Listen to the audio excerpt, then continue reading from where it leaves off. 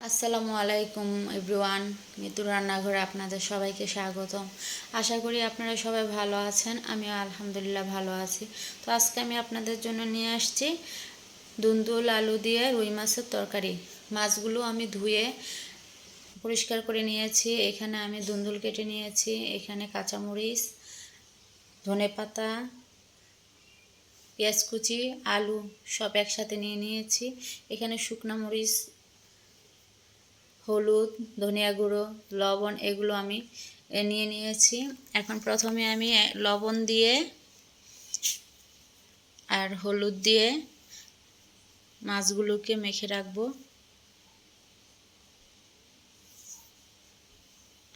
মেখে একটা সাইডে রেখে দিব।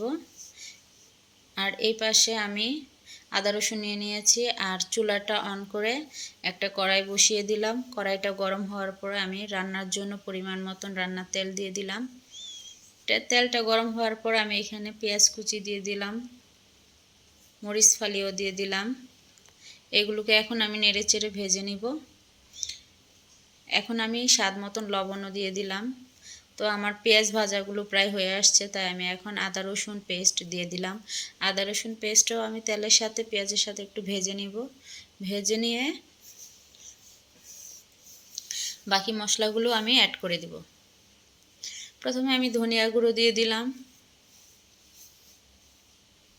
তারপর মরিচের গুঁড়ো দিয়ে দিলাম। ঝালটা আপনারা কম বেশি করে দিবেন, যাই যেমন ঝাল পছন্দ করেন ওই রকম দিবেন। তারপর হলুদ গুঁড়ো দিয়ে দিলাম। এগুলোকে এখন আমি পানি দিয়ে ভালো করে কষিয়ে নিব। একটু পানি দিয়ে কষিয়ে নেওয়ার পর আমার আলুগুলো দিয়ে দিব। মশলাটা কষানো হয়ে গেছে, তাই আমি আলুগুলো দিয়ে দিলাম। আলুগুলো দিয়ে আলুটাকে প্রায় 2 মিনিটের মতন আমি ভালো করে কষিয়ে নিব। আমি আলুটা আগে দিয়ে দিয়েছি, কারণ আলুটা সিদ্ধ হতে একটু সময় লাগে, দুন্দুলগুলো সিদ্ধ হতে এত সময় লাগে না, তাই আলুটা দিয়ে আমি 2 মিনিটের মতন রান্না করে নিয়েছি। এখন দুন্দুলগুলো দিয়ে দিব। দুন্দুলগুলো দিয়ে আমি মশলার সাথে ভালো করে মেখে কষিয়ে 5 মিনিটের মতন কষিয়ে নিয়েছি। এখন আমার কষানো প্রায় শেষ, তাই আমি রান্না করার জন্য পরিমাণ মতন পানি দিয়ে দিলাম। আমি যেহেতু এটা ঝোল ঝোল তরকারি রান্না করব, তাই আমি একটু পরিমাণে বেশিই পানি দিলাম। এখন একটা ঢাকনা দিয়ে ঢেকেও অপর পাশের চুলাটায় আমি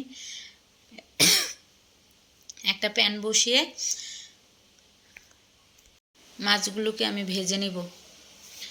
মাছগুলোকে আমি উল্টে পাল্টে ভেজে নিব। ভেজে নিয়ে ওই পাশে আমি ঢাকনাটা উঠিয়ে তরকারিটা একটু নেড়ে চেড়ে দিব। তরকারিটা আমার বলক এসে গেছে। এখন আমি আবার ঢাকনা দিয়ে 2 মিনিটের মতন রান্না করব। আর এই পাশে আমার মাছ ভাজাটা প্রায় হয়ে গেছে, তাই চুলাটা অফ করে দিলাম। অফ করে দিয়ে আমি ভেজে রাখা মাছগুলো তরকারির সাথে দিয়ে দিলাম। তরকারির সাথে দিয়ে একটা ঢাকনা দিয়ে রান্না হওয়ার আগ পর্যন্ত ঢেকে রান্না করলাম। এখন আমার রান্নাটা প্রায় কমপ্লিট হয়ে আসছে, তাই আমি লবণটা চেক করে ধনেপাতা কুচিগুলো দিয়ে দিলাম। ধনেপাতা কুচিটা দিয়ে 2 মিনিটের মতন ঢাকনা দিয়ে ঢেকে রান্না করে নিলাম। 2 মিনিট পর আমার রান্নাটা পুরোপুরি হয়ে গেছে, তাই আমি চুলাটা অফ করে দিয়েছি। চুলাটা অফ করে এখন আমি একটা বাটিতে বেড়ে আপনাদের দেখাচ্ছি। আমার তরকারিটা মাশাআল্লাহ অনেক সুন্দর হয়েছে। তো আমার ভিডিওগুলো যদি ভালো লেগে থাকে, আমার রান্নাগুলো যদি আপনাদের পছন্দ হয়, অবশ্যই লাইক, কমেন্টস ও সাবস্ক্রাইব করে আমার পাশে থাকবেন। আল্লাহ হাফেজ।